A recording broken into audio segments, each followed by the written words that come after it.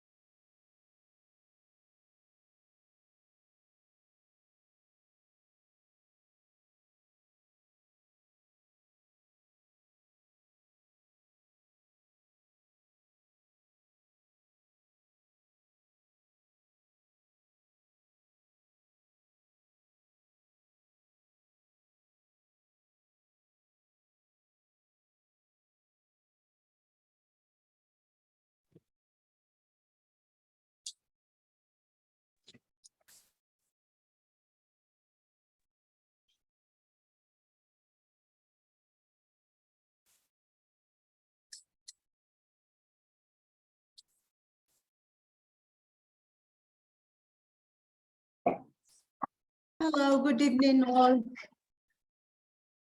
Welcome to the second session of our monthly series.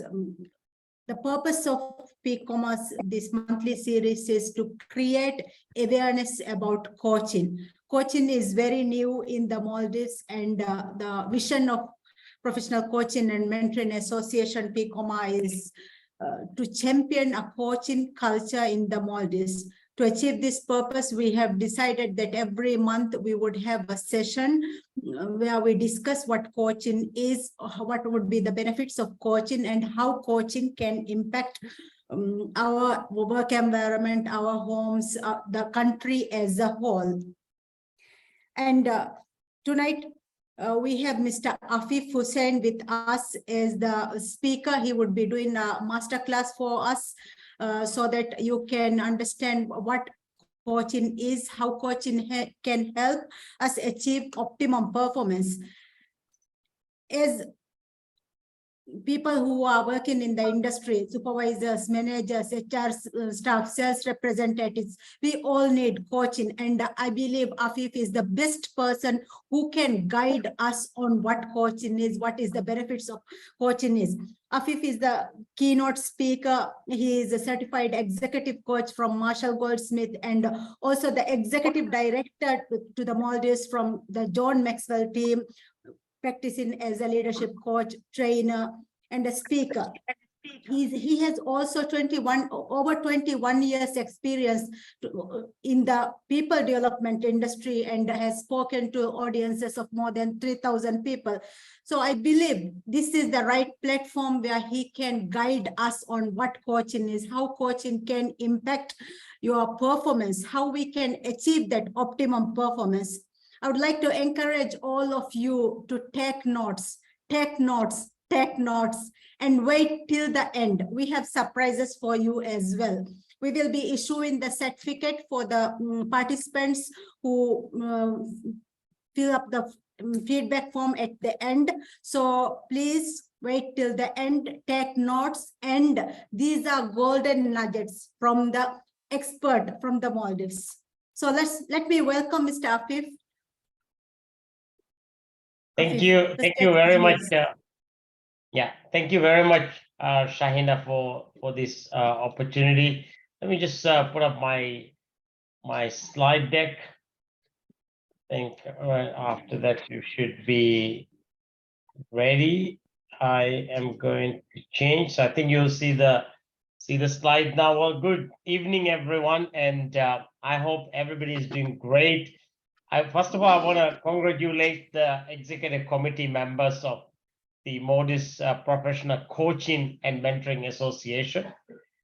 I believe this is a great platform you have set up for the right purpose. As Shahina have mentioned, that workplace coaching and mentoring is pretty new to the Maldives, but it has been there for years and years. In fact, I was reading the other day the biography of Winston Churchill.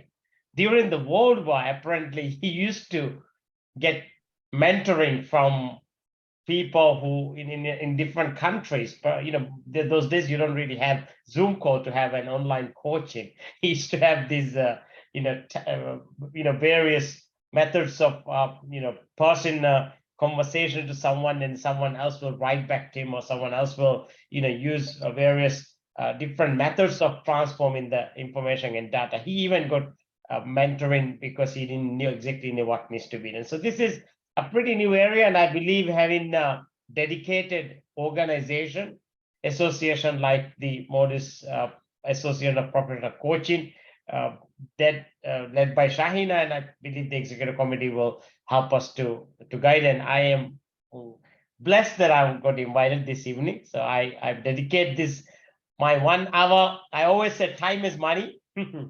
Therefore, this is a time you're investing in your growth.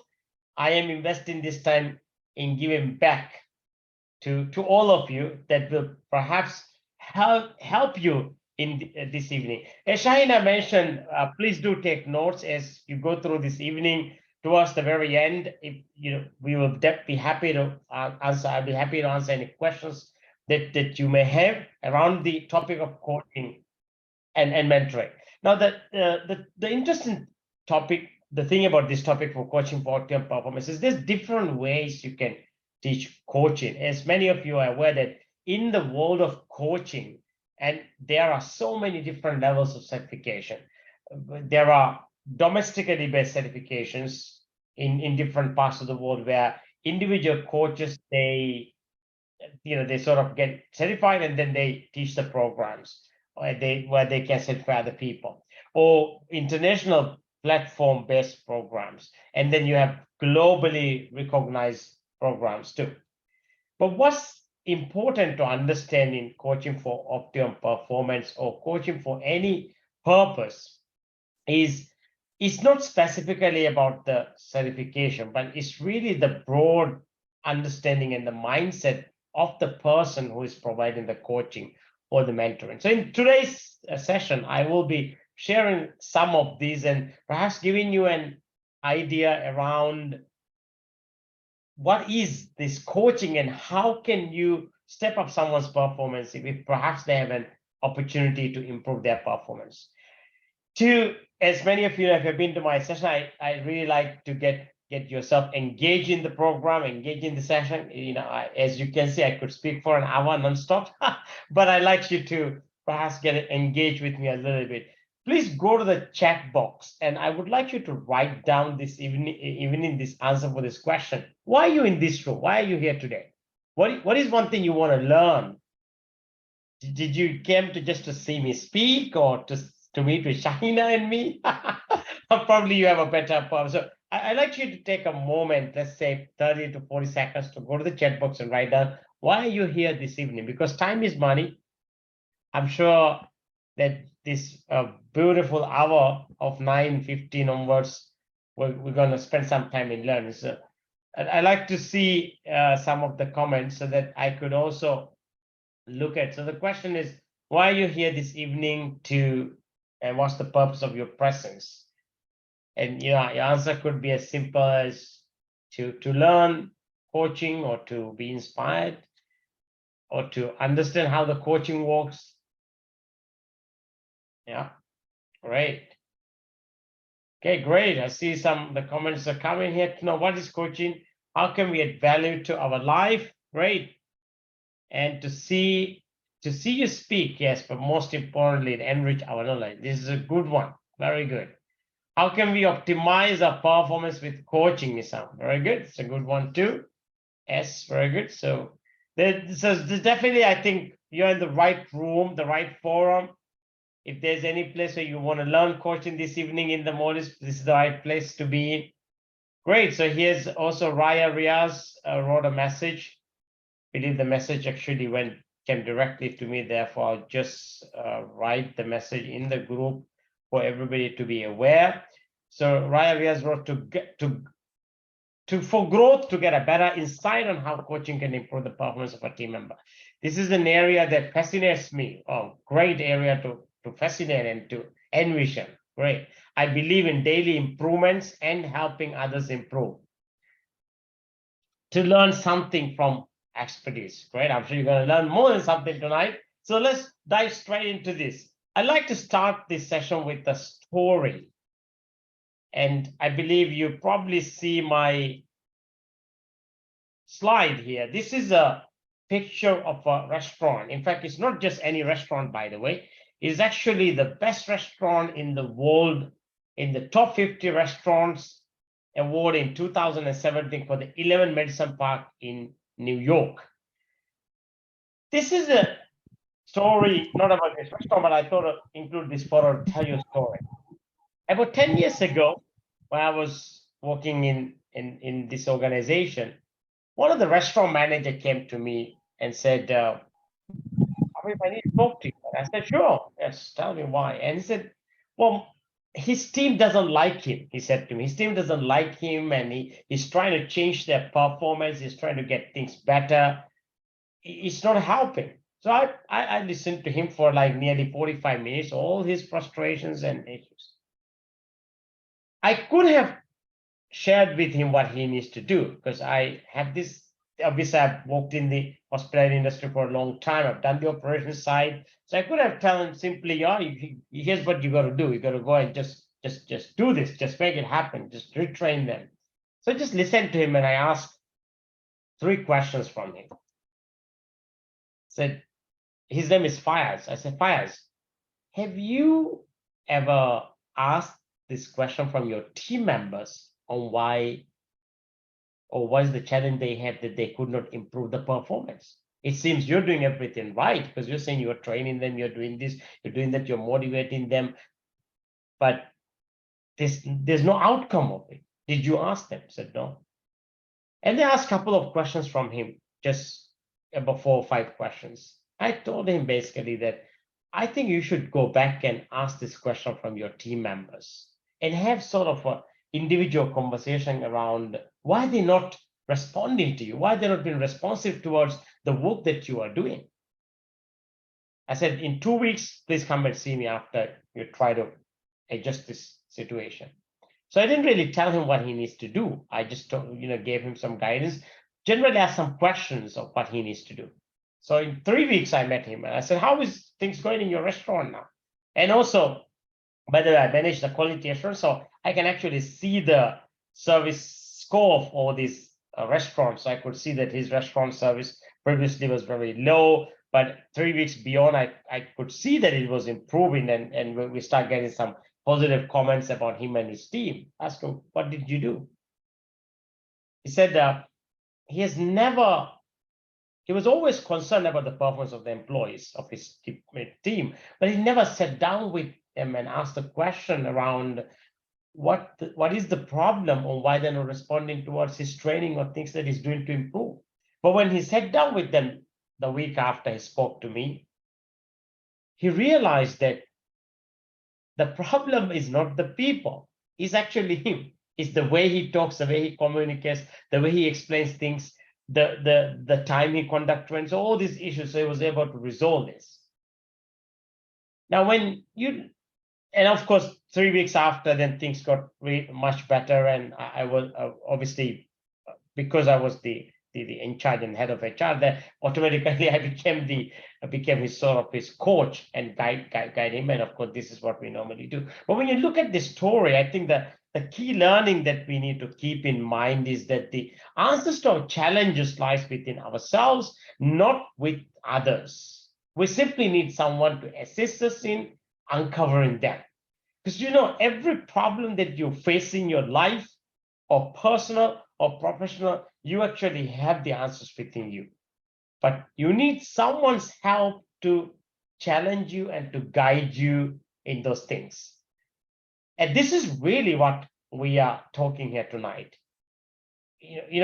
For example, whether it is, let's take an example of a football player, right? Or even a football coach. For example, in the England's football team, you have the Gareth Southgate, who is the England football coach. Now, he's the technical guy. He's the guy who, of course, got the leadership skill. He is the technical part. But did you know that in England's football team, there are 7 other expertise, including a performance coach who's got no skill about football, by the way. I mean, he probably would know that the football is a round thing, but he would not have a clue about what is, for example, from which angle you have to actually do the free kick to the goal. He would not have no clue. But this guy's job is to observe the mindset of people during the game, to take notes, to look at the body language, to look at the facial expression, to look at how they move their body, to look at the way they run. And because when somebody is not in the right form of mind, this person can understand. And his job is to basically to guide the main coach and to explain that to him, because Gareth Southgate doesn't know this kind of. I mean, he probably have an idea, but he's not the expert in, because no one is an expert in everything, by the way.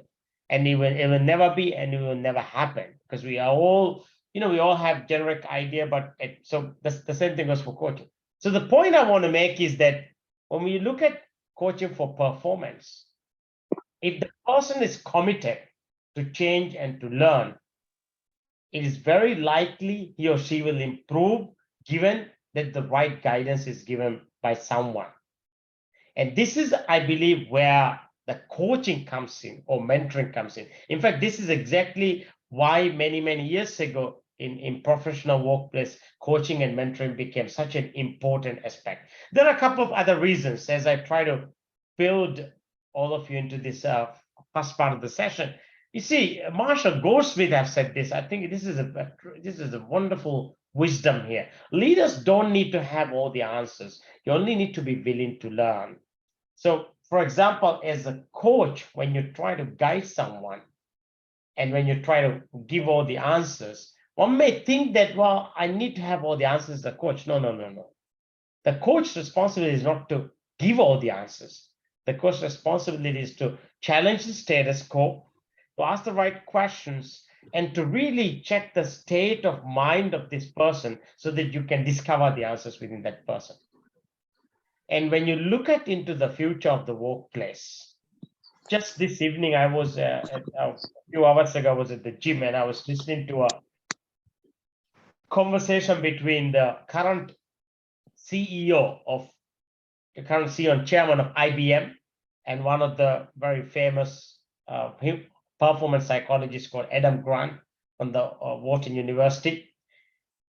And in their conversation, the IBM chief executive and the chairman mentioned this very interestingly. She said that regardless of how many new technologies that are coming, both in the artificial intelligence domain and virtual reality in the metaverse, all these different things that you're hearing,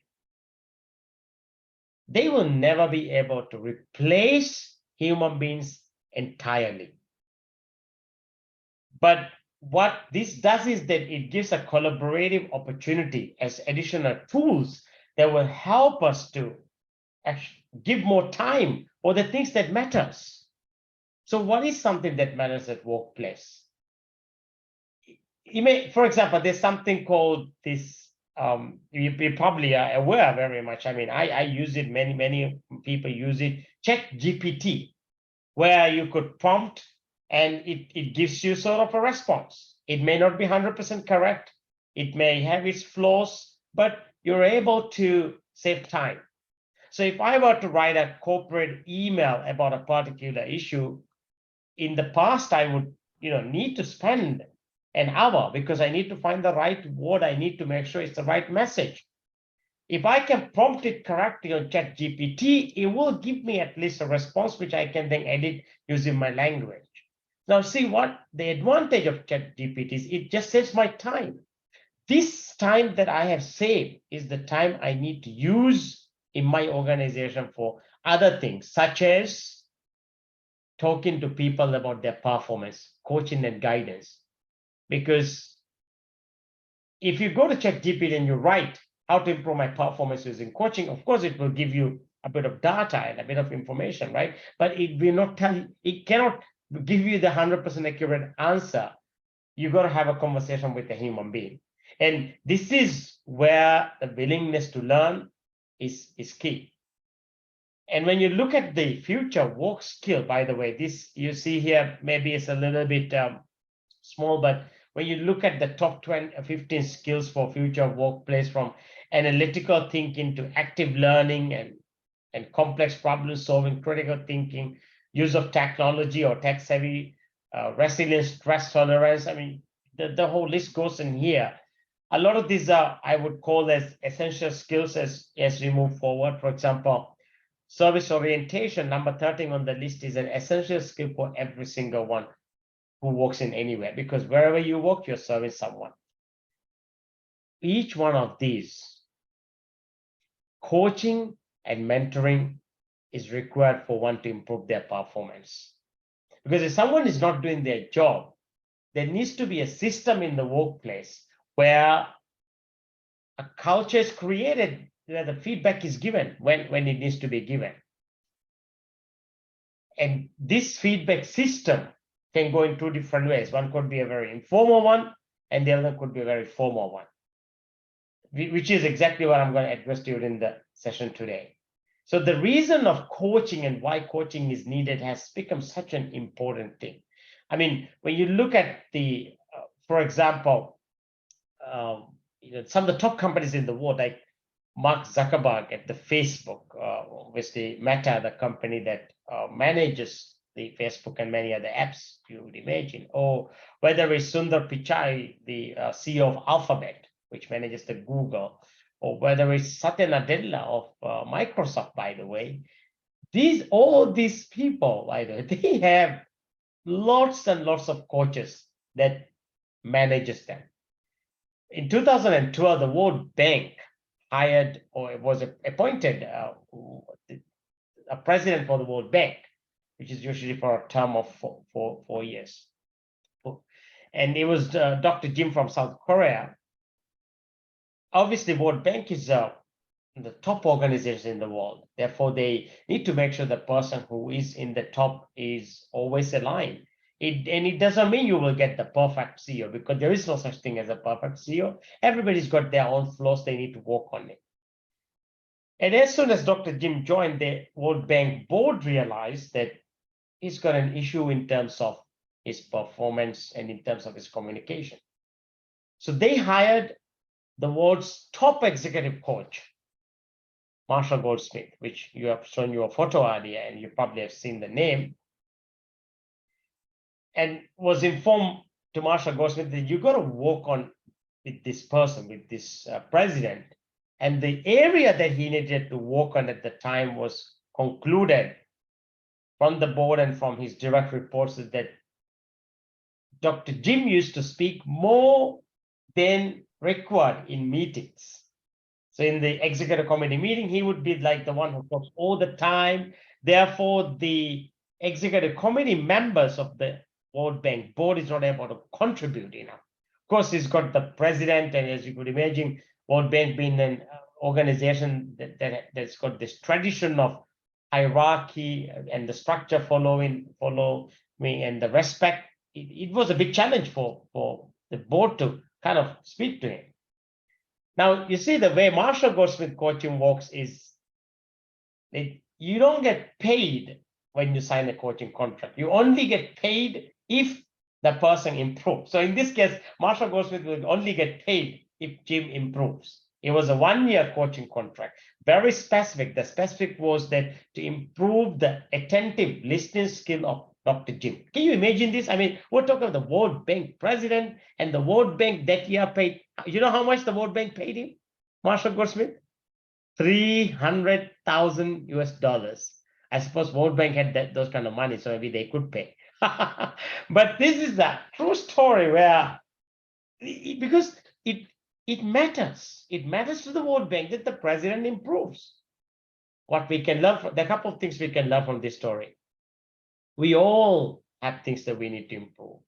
But also you look at this in this coaching contract, they didn't pay Marshall Goldsmith to make Dr. Jim improve 6 skills, right? Only one: attentive listening and talk less in the briefing or in the executive meeting, so that every single body in the room can speak.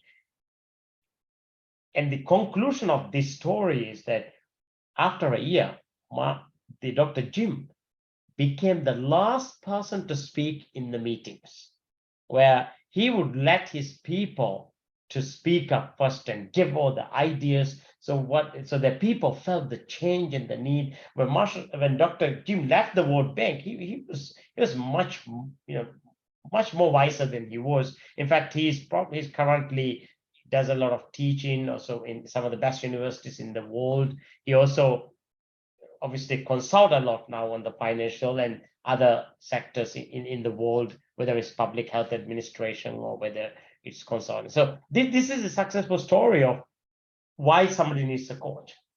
So let's take a moment now to look at the coaching versus obviously mentoring. Now, this is a topic that obviously many of you probably may have seen or probably learning, and I believe the work that Shahina and the team of the Professional Coaching Association is doing is to really to create this culture. It is important to understand the relative difference between these two when we talk about the performance. Also, when I explain you these 6 different, how it differentiates, I will tell you exactly what it means. For example, coaching, the purpose of coaching is to specifically improve on a particular skill or to help the person to understand or get through on a specific goal. So that is what coaching is. Because coaching is not like, okay, here are 10 things you need to improve, you got to improve or not. It cannot, because no human being can improve on 10 things at the same time. There's no data that shows that. One maximum, you can work on 2 to 3 attributes at a time. especially if you need to improve on something. For example, you want to improve on listening. Well, there's programs for that. When improve on, talking to other people or public speaking, there's things like that, right? So that's what coaching, the purpose of coaching is. While mentoring emphasizes an overall personal and a professional development conversation or discussion. So for example, a mentor is not necessarily helping you to achieve a particular skill. He's giving you an overview of a question that you have, for example. So mentoring could be, you sit down with somebody and ask a couple of questions. There's no specific goal here, it's just questions. For example, I have been mentored by Ron Kaufman, which many of you may know. Ron Kaufman is the world's top service leadership expert. And Ron has been coaching me for 13 years. And every time I meet Ron, I go with a series of questions. And he would just give me his view and I take notes. And then later I use this information to see how I want to move forward. There was a time when Ron used to coach me on one specific thing. That was when he was training me as one of his master trainer, where he was specifically training me. And it was the goal was to train me as one of his master trainer. So therefore, the goal was very clear. But in mentoring, you could also ask personal questions from your mentor if that's what is supposed to. So that's really the purpose of it. There's two different things here, right? And also you have to remember that in order to do coaching and provide formal coaching, you actually need to understand and go through training to know how to do that. Because with your years of experience, you can be a mentor, but you cannot be a coach, because for coaching, there's specific models to follow. There are specific academia, literature that you need to be aware on how it needs to be. Just a very simple thing is like questions. In the Joe Maxwell coaching platform, mostly the coaching style is being taught around asking questions. It's a skill that you need to know how to ask questions. So that needs to be learned and that needs to be gathered. You need to learn how to give feedback. You need to learn how to, prepare a report on the coaching, right? So these are more official sort of formal stuff. Now, then the other difference you would observe is like the scope of coaching and mentoring, right? So when you look at the scope of coaching, the coaching tends to be more task-oriented and short-term. And short-term could be anything between 3, 6 to 12 months. Obviously, if somebody is committed really to improve on something, for example, if somebody is quite weak in taking feedback or presenting or showing compassionate leadership at workplace or showing empathy, these are areas where somebody else can coach you on how to do that. I suppose you need 6 to 12 months. You don't need, if you're committed to learn and if you're paying for a coach or if you're getting coaching, you don't really need. The same thing with speaking, for example. Somebody's coaching you to speak. It's a formal contract. It's a formal arrangement. There's a very specific scope here, right? So that's really where, and of course, when you look at into coaching, you have the executive coaching, you have the life coaching, you have the workplace generic coaching. For example, in life, if somebody faces the challenge of stress always, obviously, this is an area where the other one, somebody who is professional in life coaching, can coach you. So the idea of that will be to make you at ease and make you at convenience and to get your to-do list and things like that. So it's very specific, because that coaching is not going to teach you how to do public speaking, because these are two different skills. So you got to keep that in mind, that it has to be very specific.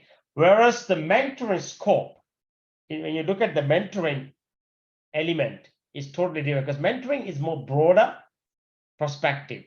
And it really focuses on the experience that is shared by the mentor based on the mentor's experience. So, for example, the scope of mentorship call or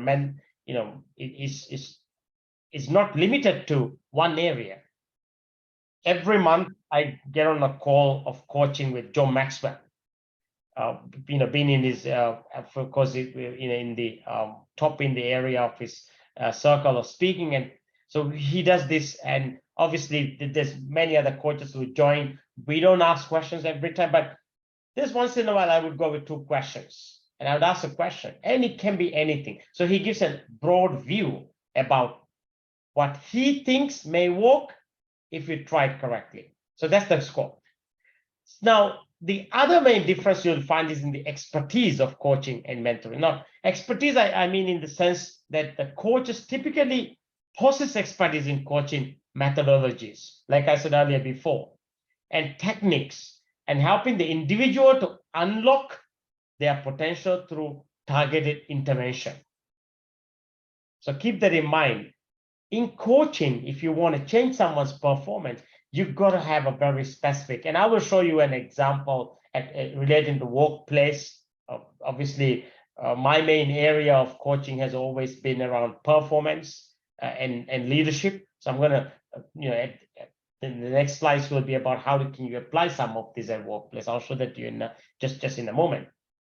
So the expertise, you got to have models that you want to follow, whether it's asking questions or whether it is, teaching the person how to do. For example, if you want to coach someone on emotional intelligence, you have to actually teach that to the person that is receiving the coaching from you, because it's a coaching contract. Therefore, you got to teach him. If you're coaching someone on effective communication, you have to teach this to that person on one-on-one, and then you have to actually guide the person, give activities to do and exercises to do, so that you can track the progress. Obviously, after everything you teach, to see if the person applies it, you also need to check using different methodologies or different ways of feedback. When there are different things available. But when it comes to the mentoring, the expertise is very different, because it provides guidance based on their own experience and knowledge in a particular field or industry.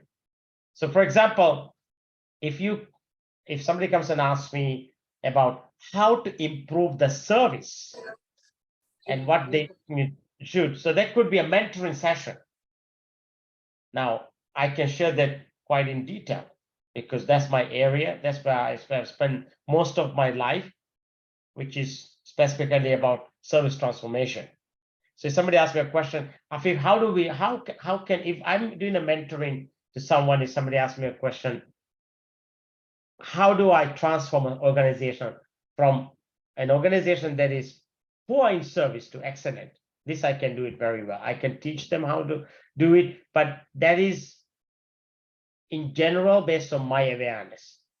If you were to transform that question into a coaching, that'll be totally different. So this is where the difference. Again, the expertise of a coach and mentor is also. Now then you have the structure. Or coaching is, trust me, is so structured. It's so structured. Mentoring can go all over the place. One of the easiest example that coaching is like an aeroplane that's got the right, that's got the right coordinates, that is on final approach, and you're going to land, which means when you start the coaching, you know exactly where you're going to land, and you're going to come and land in that place. But in mentoring, you could go round and round and round and round and come and land maybe afterwards, right? Because mentoring is more of an informal discussion. So, for example, if you ask me a question about, how do you, if people are negative at workplace, how do you change their mindset? I mean, that can go so many different directions. So I could mentor you on that question very differently versus coaching. Because in mentoring, I would give you different views. So that's the biggest. So keep in mind, coaching is very, very structured, which means it's, for example, a 45-minute conversation with someone, and you're teaching a skill. Let's say I'm coaching someone on emotional intelligence. So today, 45 minutes, 30 minutes, I'm going to teach emotional intelligence. Then I'll ask some question. I'll ask the person to go back and apply, or to do some work around it and come back. The same thing with speech coaching. For example, if you are developing somebody as a professional speaker, it's structured, because the person who gives you feedback is not going to say, oh, well, you did good there, you didn't do well. It's 100% structured, because when it's not structured, what happens, it becomes a mentoring session. This is why also in most of the coaching session, you actually have forms to fill and things like that. Of course, today in digital world, most people do that digitally instead of having. I mean, I remember my early days of coaching with Joe Maxwell, Marshall Goldsmith. We used to have forms that we would carry around, and even in the workplace. Of course, now more digital, so we don't really print forms. And then you have this relationship part here, which is one of the key difference, because the relationship dynamic with the coach is very, very different to a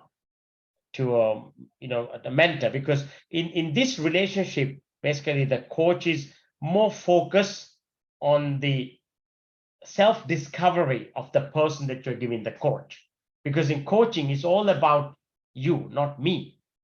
So I'm actually helping you to discover by teaching you and by asking questions, because in mentoring I'm sharing my perspective. So it is quite a lot about me, because I'm giving, you're coming to me to get my view on something. So I'm sharing from my experience. Of course, I'm paying attention to you, but I will share a lot of the things that you probably will have.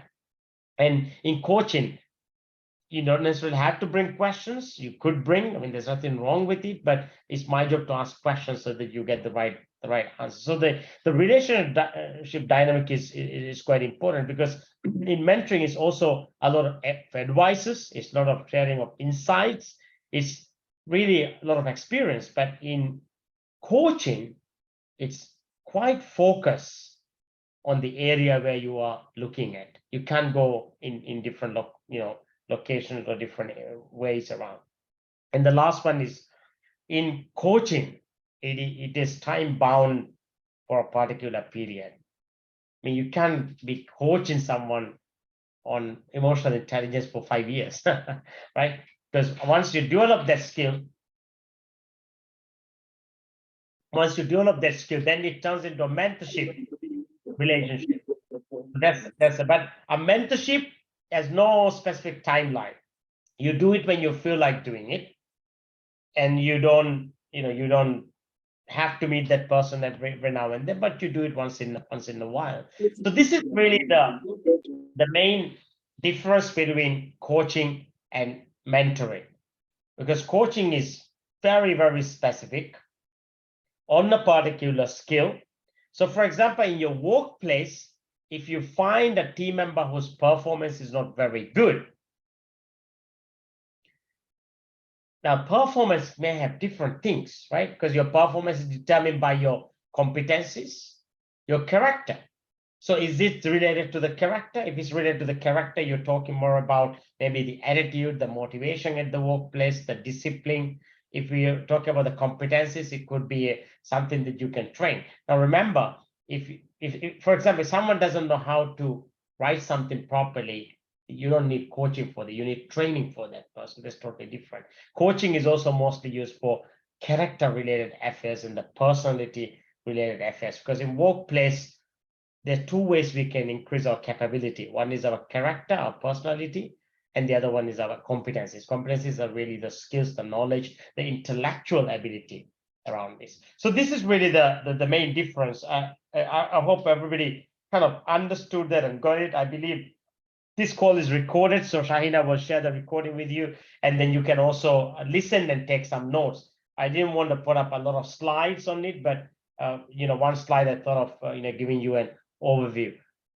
Now, let's take a little moment here, and let me ask from the participants in the group in this room: are you learning? If you're learning, write yes in the comments if you're learning. I'm sure you are learning. Good. Great. So what I'd like to do now is to thank you for all the yes, just to see if everybody is there with me. When you write yes, it encourages me to teach you more.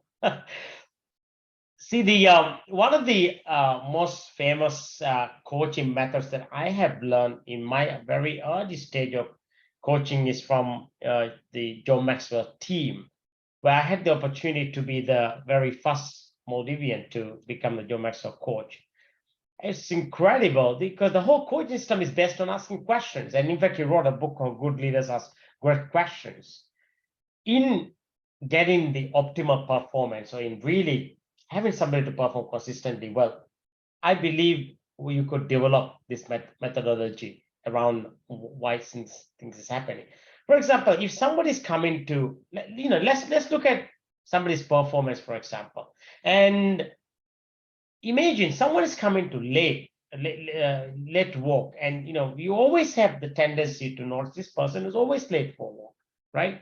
Almost frequently. I don't probably think anyone is always late, but probably the person has a history of coming too late.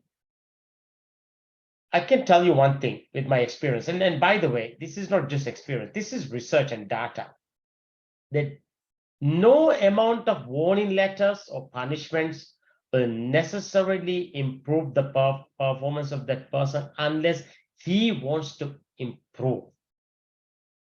So if somebody's coming late to work and then you keep on fine and doing all the disciplinary measures, the person will never get right. So you have to intervene, and this intervention is actually what you call as this coaching at workplace. So how do you do that? This is a very simple example. Later I will show the sort of a model that I use. The first day the person comes late to work, right? You observe. You don't have to jump up and down. You observe. Okay, interesting, right? The second day, even more interesting. Why would he come late twice?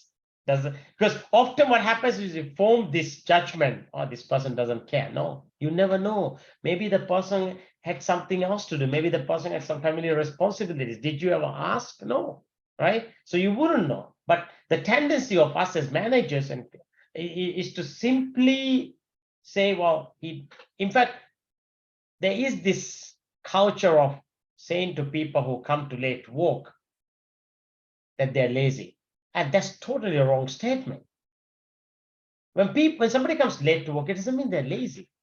When someone can't get projects done, because when you give feedback, that's a attitude related statement rather than a behavior related statement, right? So you have to be very, very careful. So the second day the person comes to, and then you talk to the person, get inside and say, hey, how are you doing? You have been coming to work for a long time on time, and I noticed that yesterday you're a bit late. Today you're a bit late. What happened? Is everything all right? Is there something I can do for you? Is this shift okay for you? What's going on? This kind of empathetic conversation and compassionate leadership is going to have this person open up and speak to you and say what the issue is, if it's related to them, I suppose. And maybe there could also be one person who is doing this in purpose, by the way, or maybe there are some other issues that you need to address. So lack of performance issues can always be addressed. I'll tell you one thing. This is a true story, by the way. Of course, I can't use any names on this, but I'll tell you, I had a colleague of mine that in the workplace, he had a sort of a behavior that we don't appreciate at workplace. And when I learned about that behavior, I told him that if you want to work with us and grow through your career, you got to stop doing that. You can't do that here. You cannot do that. And that person's been in the industry for 17 years, 17. And he told me I was the first one who told that to him. And you know why? Most people will not be able to tell this to him. And I'll tell you what this issue is all about. This person seems to always have a relationship with people at workplace. I'm talking about like this kind of love relationship. Yeah? Always. Like, he's a senior manager.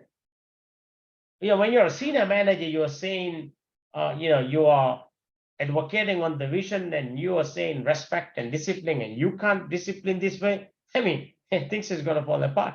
I told him, you're not going to survive if you're like this. You're going to change your behavior. You're going to get in line and in order.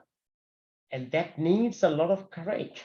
And I told him specifically, if you need help on this, I can even help you to get through it. And of course, he later did improve. And the person, by the way, improved. And here's the thing, everyone on this call to listen.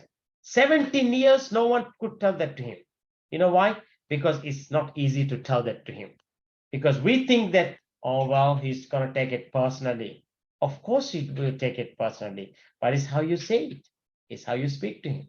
Because I'm not going to go and tell him, hey, why are you dating all the girls in the workplace? No, I basically went and said, hey, look, you are in a very senior role. In our senior role, we need to be role models. Therefore, we cannot be like this. Hence, you got to change. And I mean, this, by the way, this was my exact tone. I mean, it was a long conversation, not as short as this, but he immediately changed. And, he told me after, Afeef, no one has told me this in 17 years. I said, well, this is why you work with me, right? And he changed it. And then he got even a promotion thereafter. So, this is exactly what we are talking here about, optimal performance for coaching. And obviously, there was a coaching center because it was very focused. I only spoke about that to him. I didn't speak about all the other issues that, it was very focused. And then I did a couple of follow-up sessions for him too. So when it comes to lack of performance, there are two different things you can do, by the way, at workplace. And one of them is called informal feedback, and which is obviously more around praising and the development of feedback. And this is usually used, for example, as an ongoing basis to correct somebody's performance if it's up to the standard, or if someone is really on top notch, great, consistently doing well, you give praise and development of it. So praise is about good job, well done, and you observe it, it's given on the spot. Development of feedback is when you see someone is not doing something correct, you guide them immediately. For example, if they're not following the standard, like, let's say somebody comes to workplace without the right grooming standard. If you don't address it today, it becomes the standard tomorrow. You got to address those things. There are certain things in the workplace you should never, ever let it go. Just because, I mean, I'm always amazed. I'm always amazed when someone tells me, oh, well, I will address this when he comes back from leave. Well, he comes back from leave, it's already over. I mean, imagine the person, for example, did something, something not right at the workplace today. And it could be about performance. And he's going to leave tomorrow. You're saying, oh, well, I don't want to put him in a bad mood, so I was speaking when he's come from leave. No, that's wrong. That's not being empathy. That's not being compassion. But you see, most people don't understand this properly. Compassionate leadership is finding the right balance. Because if you don't find the right balance, there's no accountability. Where there's no accountability, nothing gets done. So what's the purpose of empathetic leadership? Empathetic leadership, the ultimate outcome you want is accountability and getting things done. So even if the person is going on leave, you got to speak to that person. You got to get it right and say, look, I have observed this from you. We don't accept this at the workplace. I know you're going on leave tomorrow. You go on leave, you come back. We're going to retrain you on this one. Case closed, right?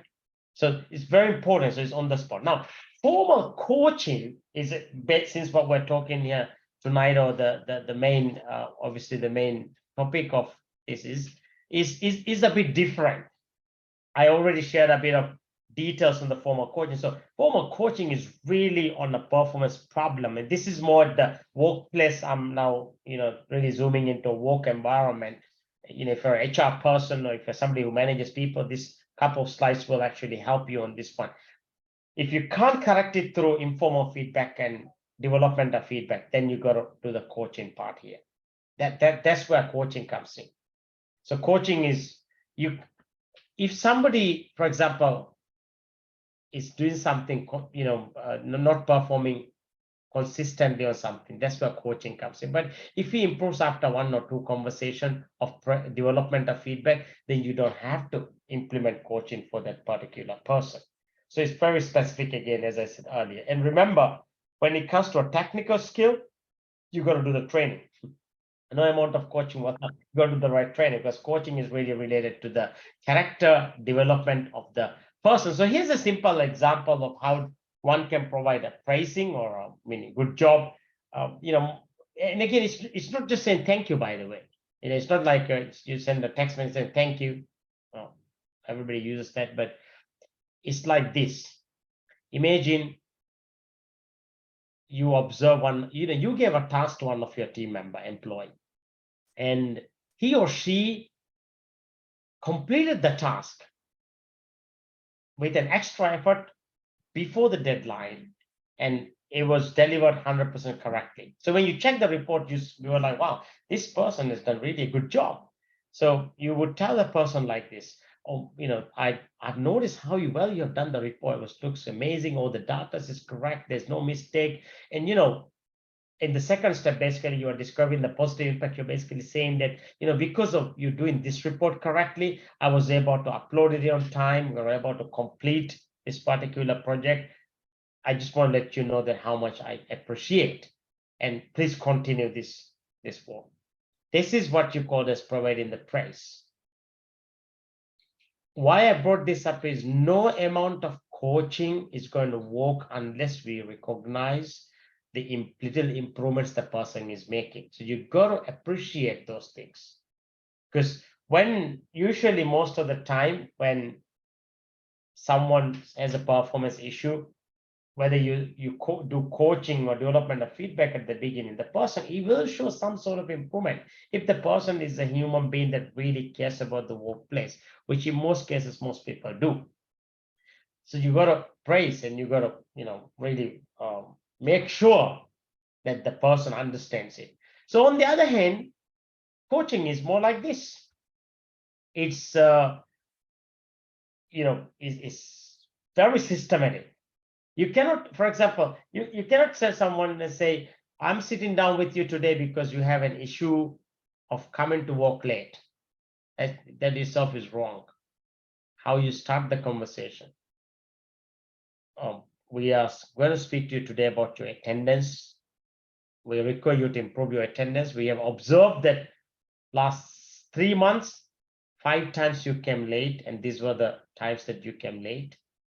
Because of you coming late to work, there has been impact of business. We had to keep the counter closed for this hour. We had to get somebody who is on the off shift to the duty. So you give all those, right? And then you ask questions. Why is this happening? Is there something that I need to be aware? I need to know. Is there some, right? So you ask questions and maybe let the person speak. And in step 4, you're basically looking at, okay, how can we get this better? How can we organize this? And that the team person may say, well, I cannot come on this shift. So here you're basically negotiating and looking at different ideas that's going to work. In the step 5, you're agreeing on what you're going to do to improve. So the person will say, well, I do understand. So moving forward, here's what I'm going to do.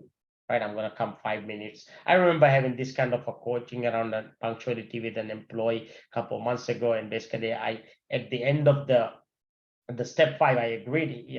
Basically, he told me that he's going to come 5 minutes early. So he said it to me, and it was written in that we have a coaching form that we use, and obviously a follow-up will be. And this is where the most people fail, by the way. Follow-up is so important in coaching. Not so important in mentoring, because in mentoring, basically, for example, I do these sessions with Ron Kaufman, and he would tell me all his view on my question I asked. When the follow-up is for me to do if I care about it, not for Ron to follow up, but the coach must follow up with the person once the session is done. In 2 weeks, you got to follow up with the person and say, I just want to, and it has to be set. It's not like you call the person and say, hey, you have to tell him in 2 weeks, we're going to sit down again to track your progress. And if the person has improved, then you are going to appreciate and tell him, hey, look, 2 weeks, wonderful job, great. And this is how the person improves. And I want to show this in a bit of graphic. For example, when you look at this chart, right, what you see here is this light, sort of a green color. You see there's like an arrow. So that's what I call as the performance of the person, the performance curve of the person. So when you look at in here, what you are seeing is the number one is, for example, the person doing a sort of a good job, and maybe just after 3 months after passing the probation, let's say this is a sales assistant in a shop. And the sales assistant in the shop, number one states that she passed the probation, she did an amazing job, everything is in order. Number two refers to the same person, the same sales assistant messed up, overcharged a customer's credit card. What do? I mean, you got to do development of feedback there, right? So you got to ask questions. You got to say, well, look, what happened? And if you need to train the person on how to charge using the credit cards properly, you have to do it correctly. And then you see there's a bit of spike in there, right? Where it touches the performance standard line, you should encourage and praise the person. On the same line, you see number three, the person again messed up.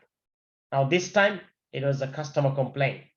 Obviously, you still have to do development of feedback, because coaching only happens when you see a pattern in the person in an area where the person needs to develop or improve. You don't do coaching because just someone showed up late for once, or someone is not listening, or someone have a weaker sense of taking feedback. You got to observe a pattern. Number four refers the person has improved, and maybe a customer even gave a compliment about that person. So therefore, you need to then give the well-deserved recognition or appreciation. Number five, the person messed up for the third time. That's when you see where the circle is highlighted. That's where the coaching needs to happen. Meaning that particular issue has now turned into a coaching program to the employee. This is exactly how coaching at workplace for optimum performance works. This happens everywhere. This happens in the music industry. This happens in the sales industry. This happens in construction, real estate. This happens with the most top players, by the way. I mean, there has been times where some of the players on the pitch, since probably I would think many of us watch sports one way or the other, that their coach observes this kind of different matters. As long as it's not a technical related issue, they actually get taken. When they make the same mistake 3 times, not from a technical stand, but from their personality. For example, a personality could be, let's say, how they respond to a sponsor.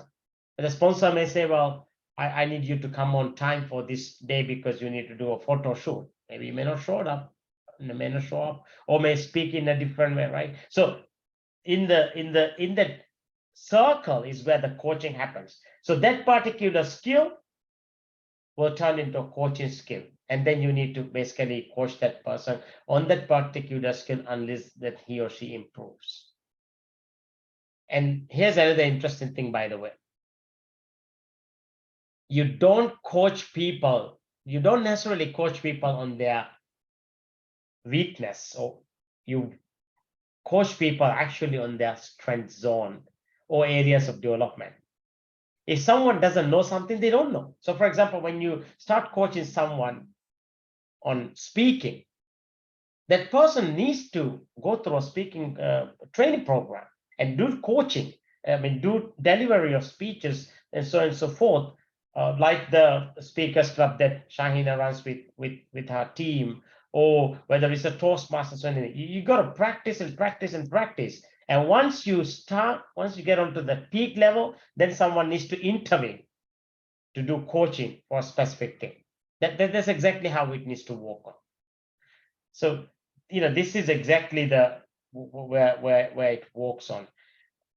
Obviously, this is quite a generic, but coaching in our workplace is considered as an opportunity to give the right feedback to the person and to take the person on a growth journey.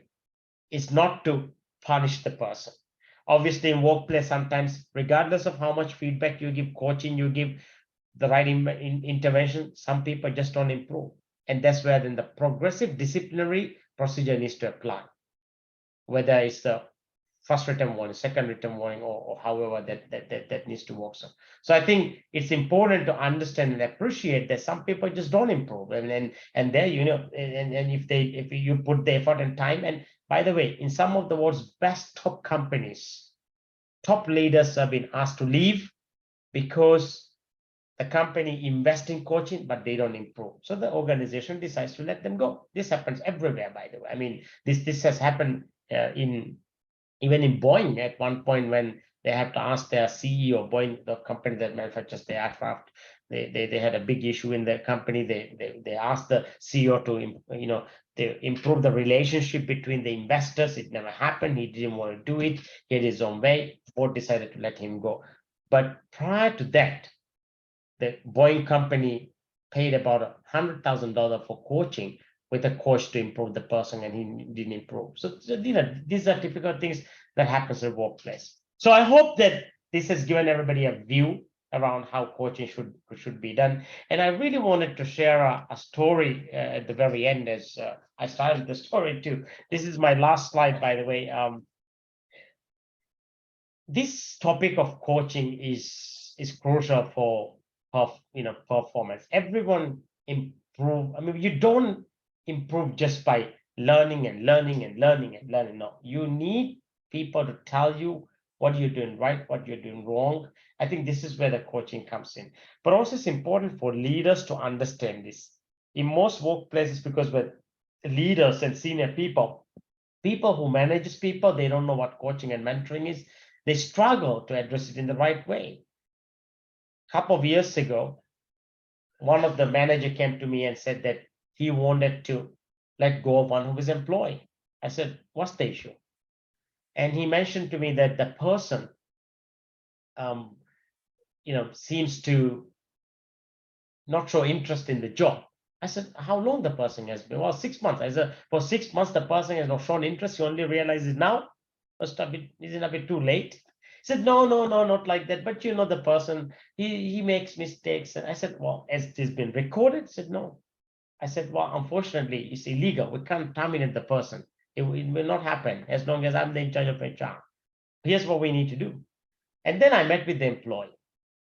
And the employee told me the manager never, ever spoke to him about the issue. And then I realized the employee was going through a tough time from a personal side of his life. Therefore, he couldn't show that optimum performance the manager was expecting. Obviously, then I intervened and make sure that the manager was doing the right coaching for this, and the manager improved, and the employee contributed to our company and was one of the best employees up until the employee left from our organization for good. I think this is why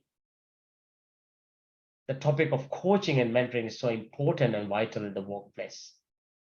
Nobody improves accidentally or automatically. You improve intentionally, and intentional growth requires coaching. If there's one thing I would give credit for my growth and the journey of growth I am on, I would say is having the right mentors and following the right coaching models. And having the right mentors can make a huge difference in your life. And in order to have a right mentor, you don't need that mentor to be a world-class person. You don't need that person to have 1 million of people on Instagram as followers. You don't need that person to be a rich person that's got hundreds and thousands. Influence, the whole idea of this influence has been completely misunderstood. You just need to find the right role model that has the right values. When that person has the best influencer is the person who has the right values, not the person who has the highest number of followers on the social platform. The person who has the right values, that person is going to change your life for better.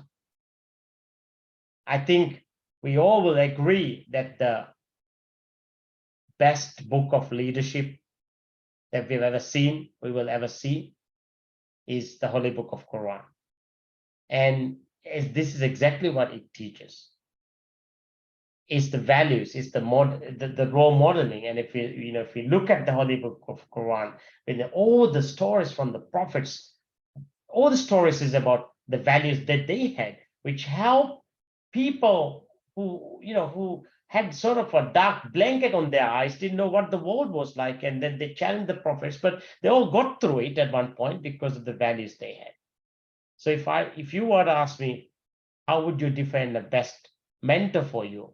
Find somebody who has the right values, and person who does not negotiate their values for something. Then you have got the right mentor. I want to take a moment to thank Shahina, the executive committee of coaching at the Professional Coaching Association of the Maldives, for giving me this world-class opportunity to share my ideas and, I suppose, my view on this topic in a very simple, generic way. I hope everybody enjoyed the program and everybody had their opportunity to learn and to really understand what this is all about. And once again, thank you, Shahina and the team. I hand over back to Shahina. Thank you very much, Afeef. This is, as I said it at the beginning, he would be sharing golden nuggets for us, and he definitely did it. Would you all agree on that statement? Let's write in the comments. What are your thoughts?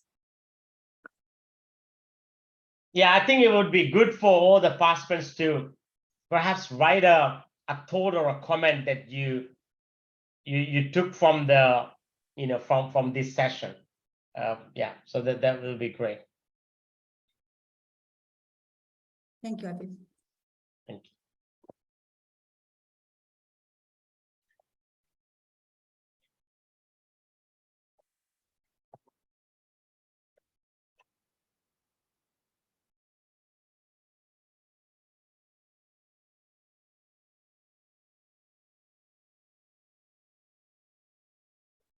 We would like all of you to fill up the feedback form so that we can share the testimonials for Afeef, and he could publish it on his social network and everywhere. At the same time, we would like to have a small lucky draw for the winners. Also to create your certificate, we need the 10 days list. So please fill the form for us so that we will be sending you the certificate. Here's the link.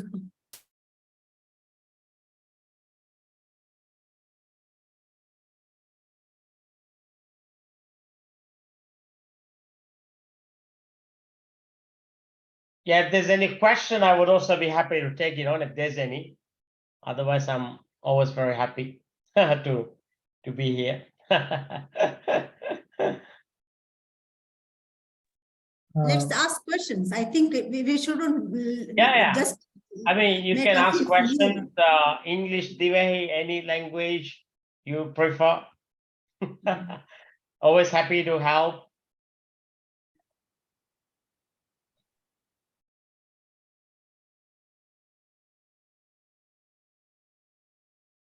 Afeef, if I may ask a question.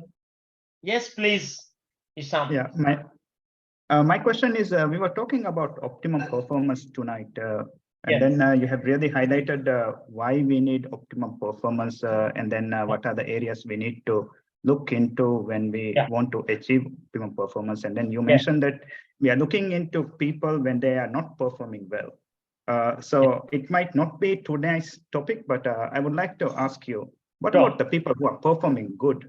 Do they need coaching for higher performance? Yes, very important. That's a good question. I think you asked the right question tonight. The people, like I said in one of the part I mentioned, that we actually coach people for their, obviously based on their strength, because we all have strengths and areas of development. I don't.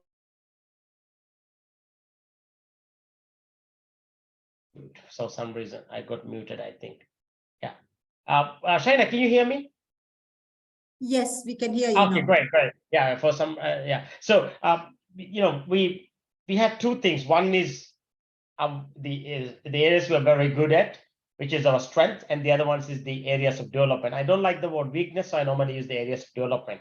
Areas of development are areas where we have the potential to do better, because a weakness is basically something that you, like, for example, if let's say computer coding, I have no clue how to do that.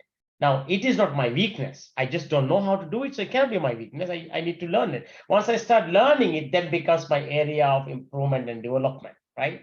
So a strength is something that strengthens you. A weakness is something that weakens you in general, by the way. So for people who are performing well, even for them to get into the next level, you actually need coaching. Because at every level in your career, you are required to lead differently. So, for example, when let's say when you're a supervisor, and from a supervisor assistant manager, maybe when you are a supervisor, you are a very good communicator. But when you are a restaurant manager or when you are a manager of a unit, the way you need to communicate is totally different. The decisions you need to make is very different. The level of emotional intelligence and the capability needs to be different. Therefore, you need coaching for that. This is, I think, the reason why organizations, they used to have this term called high potential, low potential, which I'm not a fan of this at all, by the way, because I think when you label people as high potential, low potential, and no potential, it's creating an appetite regime. Instead, we should say everybody has potential.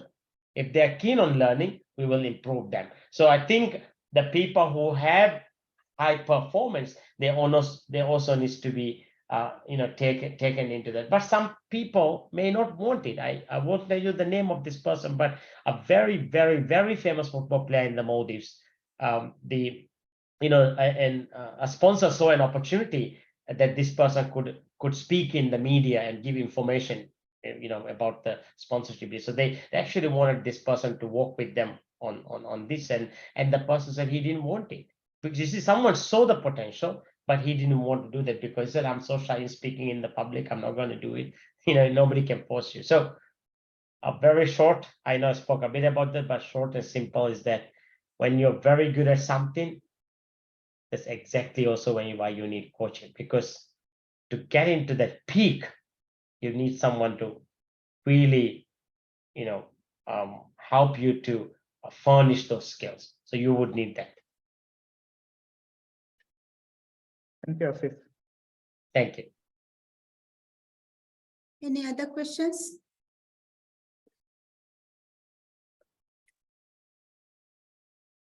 Mari, do you have a question for Afeef?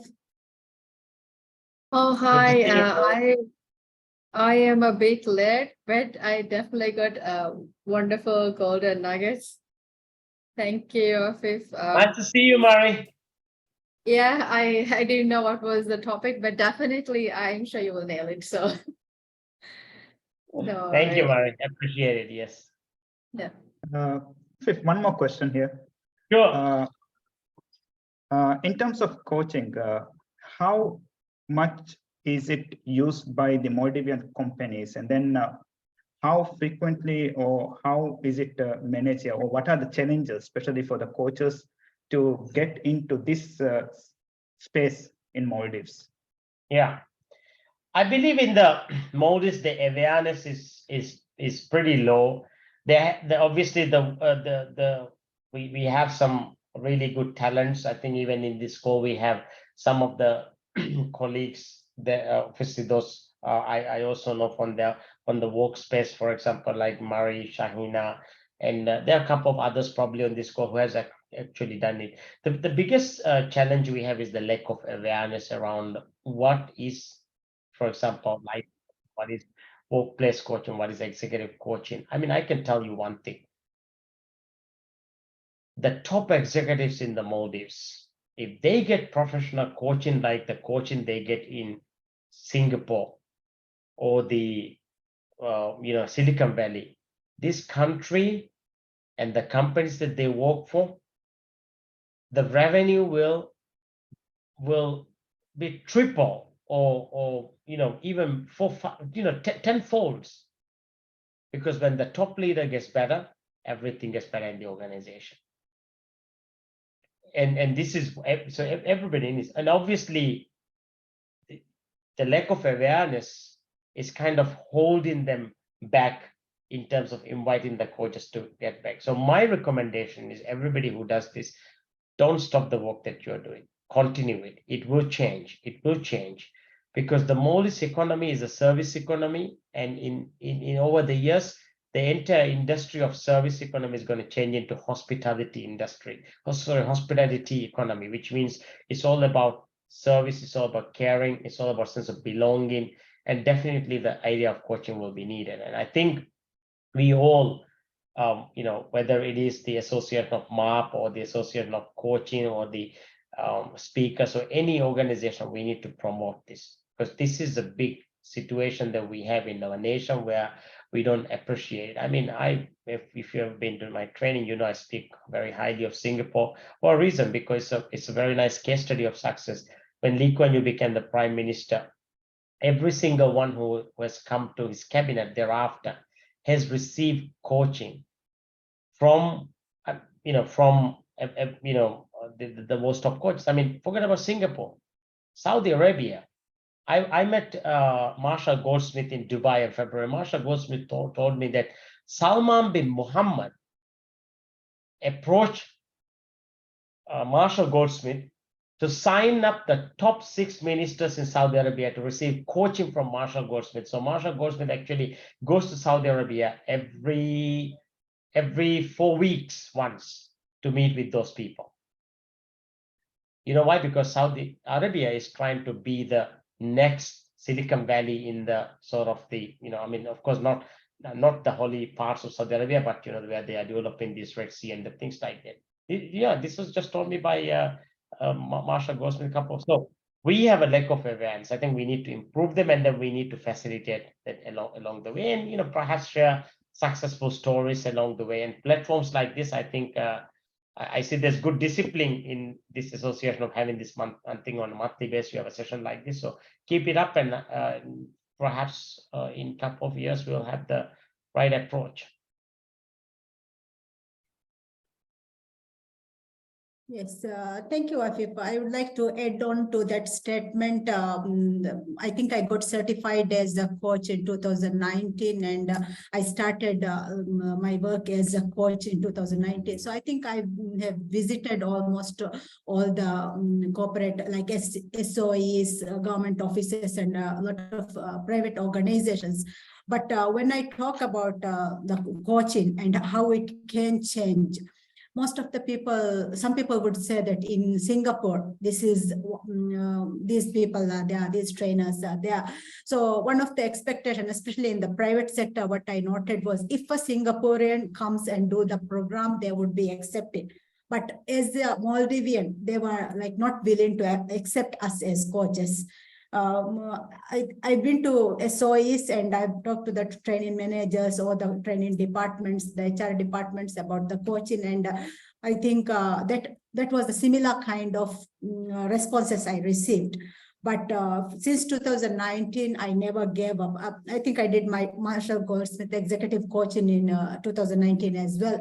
And when I talked about, like, people were not like, how can somebody in a top position, an executive position, how can the person leave their ego behind and get ready to say that, okay, I talk too much, like the example Afeef gave in his talk.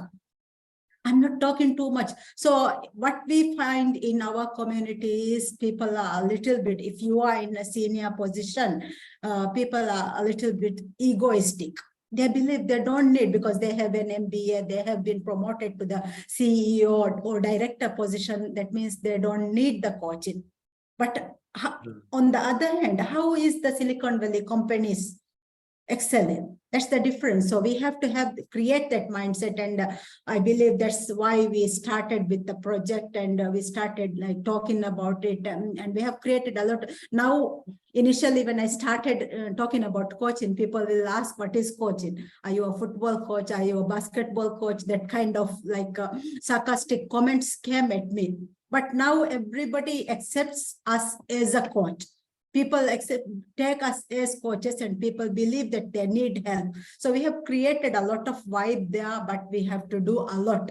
in terms of performance coaching. And I believe as organizations like MAP and PCOMA, us getting together and trying to do these things, we will be able to create that vibe and also create that awareness. And let's hope Maldives also can be the next Silicon Valley. Why only Saudi Arabia? Why not Maldives? We can create that vibe, inshallah.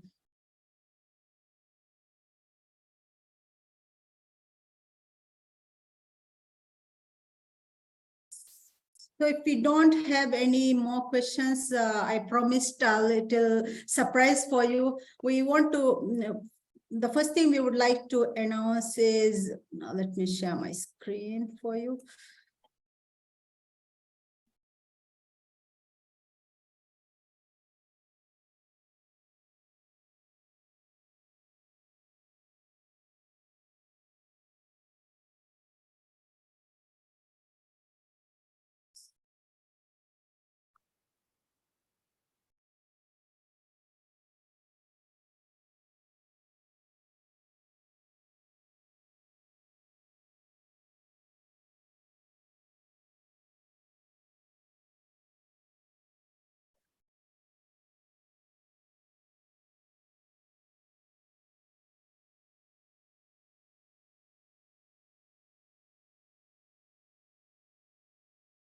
Can you see my screen? Yes. Okay, thank you. So we decided to have monthly sessions to promote, to create awareness about coaching and mentoring, and also to champion the coaching culture in the Maldives. But in addition to this, we have something big planned up as well. We would like to announce and all of you to save the date for the Global Coaches and Speakers Symposium by PCOMA. It's on October 14th and 15th. We would like to bring people who are experts in the coaching field and also talk us about case studies. We have several coaches in the Maldives. So our target is not to bring people from the abroad, but of course we will have some speakers from abroad, but rather bring the experts in the Maldives who are already acting as coaches and who are bringing a change in our society, so that we can have that, like we can feel, we can see what is happening through coaching, how we can change into like the next Silicon Valley. How can we make how can each and every employee work in the industry with like a happy, a growth mindset, how we can have this. So we will be announcing more details about this symposium as we go along. And as for the lucky draw, we would like to announce 2 winners for this symposium. So we will be announcing more about this, the details, but we would like to take 2 winners from this session as the lucky draw. So that means you will be getting a free entry to this event. So Shahu, could you please share your, also before handing over to Shahu, let me announce the other one. So we are doing a program called Dewdrop Leadership Certified Coach. I have been doing this program since May 2022, and the first batch is about to graduate. So our students will be graduating with our October symposium as together with the symposium. They are in the practicum level at this moment. I would like to take the lucky draw again, 2 winners, free entry for this program as well. So what we are doing is, we are calling this leadership certified coach. What we believe is to become the leader. Everybody wants to be the leader. But if you want to be the leader, first you have to lead yourself. You have to understand how to be the leader, bring out the leader within you so that you can be empathetic. Afeef was talking about, it's not about them, it's about you. So if you want to create that, it's about you attitude. If you have to understand yourself, you have to be the leader. So the modules are about how you can be the best version of yourself. At the same time, you will learn our coaching process as well. So this is a 6 months program, and for the corporates, we are at the moment curating it for a shorter period, so that let's say you don't need a business strategy in coaching because you are already focused into your organization. So we are curating that one, and we will announce more details about the, those things in the coming near future. But we would like to announce 2 winners for this one as well. So let's do the wheel. Shahu, are you ready?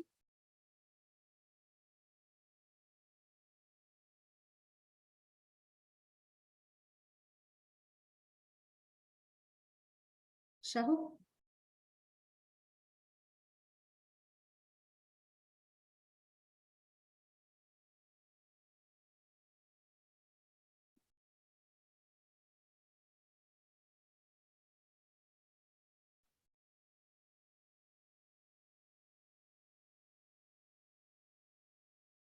Risha, can you call Shahu? She might be away because she has the wheel.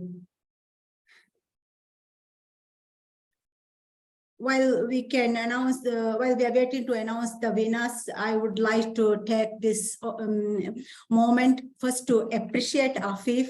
We are very grateful that you are a very busy person. You have been doing several things for the betterment of the community, adding value to each and every one of us. And from that busy schedule, you got us time. You allocated this 1.5 hours for us, for our growth, for the country's growth again. So we would like to appreciate and acknowledge your service for us. And we would like to do more collaborative work with you. I just filled up the feedback form, and one area for one request from all the speakers is to bring Afeef again. So inshallah, we'll be reaching out to you again to have another session with you. And also we would like to request your presence in our summit as well, so that we can add more value to the speakers, the participants. And then I would like to thank the participants. We had around over 80 participants registered for the event. I'm sure we have around 33 in the audience. We had around 45 was there in between, but some people left. So I'm sure that people were busy with other things, so they were not able to be here, but all of them wanted to be here. So I would like to acknowledge and appreciate each and every one of you for your interest. When you filled that form, that means you had something in your mind. You wanted to bring out the difference as a HR staff, as a supervisor, as a manager, as a sales representative, as an educator, or as a mother who is nurturing children. You have filled this form because you had that interest. Inshallah, we'll be sharing the recording of this session. So although you are not here with us, you will be benefiting from this session. And we thank you for taking that interest. And I would like also to thank our executive committee members. They have been like my pillar of strength. Without them, I would not be able to do this. With the support and encouragement, with them pushing me behind and asking me, let's do this, let's work as a team. And this is the reason why we are here today. So thank you very much, each and every one of you. Also, I'd like to thank my students here. They have been showing that dedication. They have been showing that determination. They can bring that change in the country. Mahatma Gandhi once said that be the change that you wish to see in the world.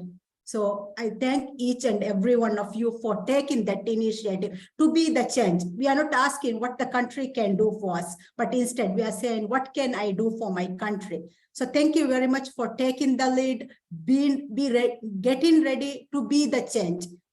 I look forward to seeing you bringing out the change as well, to witnessing you. Thank you. Shahu, are you ready? Yes, I am ready. Please share the wheel. So first we are taking 2 winners for the Global Symposium, the Coaching and Speaking Symposium. We would like to give away 2 slots for 2 participants. So,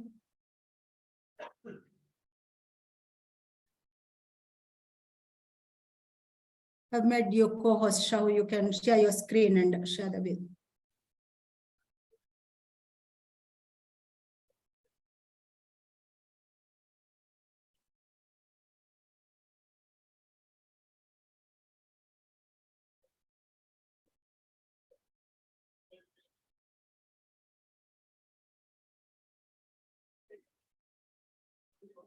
We can't see you still, Shahu.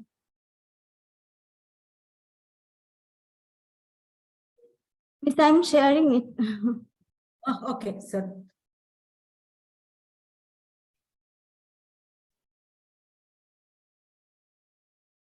Okay, so the first two winners will be for the symposium. Okay. Should I roll now? Yes, please. To respect the time, I would like to finish it by 10:45. Now we are 1 minute past the scheduled time. Okay, congratulations, Dinesh. Dinesh, are you here? If you're here, please write. Yeah, okay, thank you. Congratulations, Dinesh. We will be reaching out to you with more details. Shahu, again, please.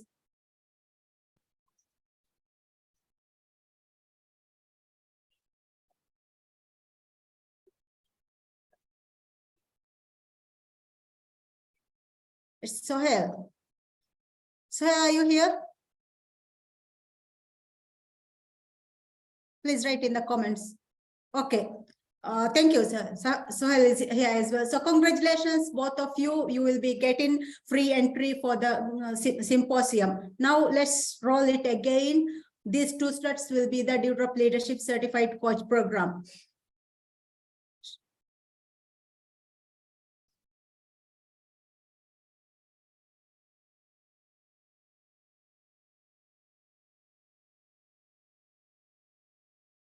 Ahmad Nasir. Nasir, are you here?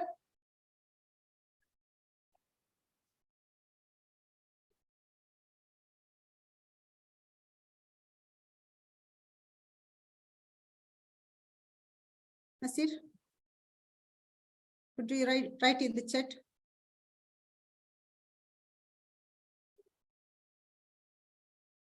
So could you rotate again? Yes.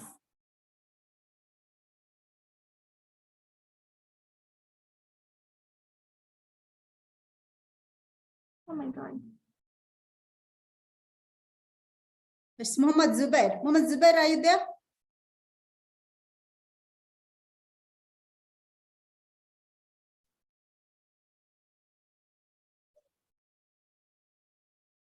Hello?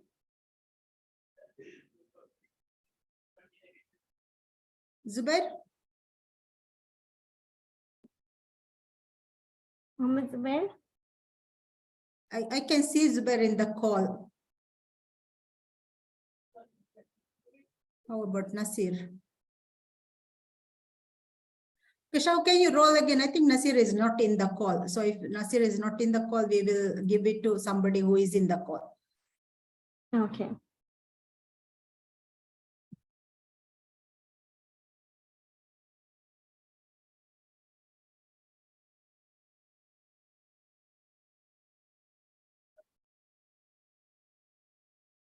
Aisha Raufa. Raufa, are you in the call?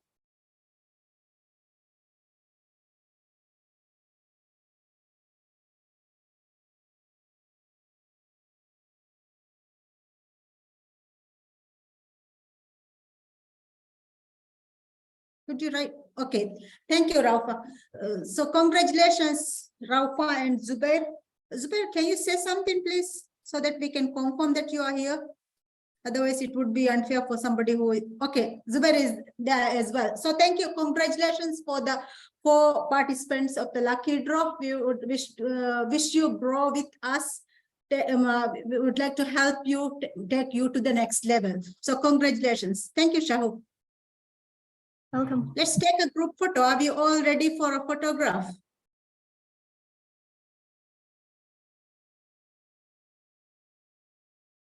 Shahu, could you stop sharing, please?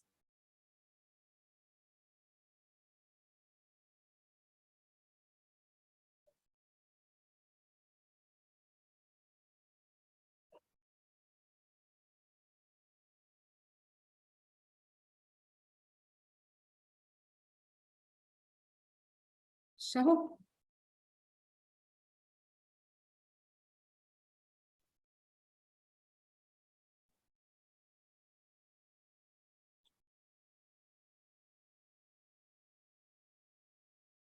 Okay, thank you, Shahu. Okay, Isam, could you please take the photograph for us? A smile. Give a big smile.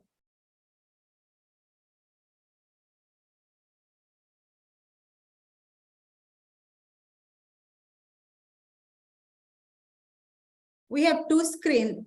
Isam, are you able to take the both screens?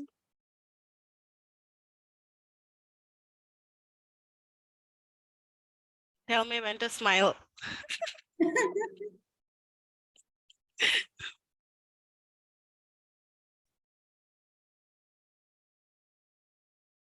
Okay, done, Isam? Okay, thank you very much. So Afeef, once again, thank you very much. We'll be sharing the feedback with you.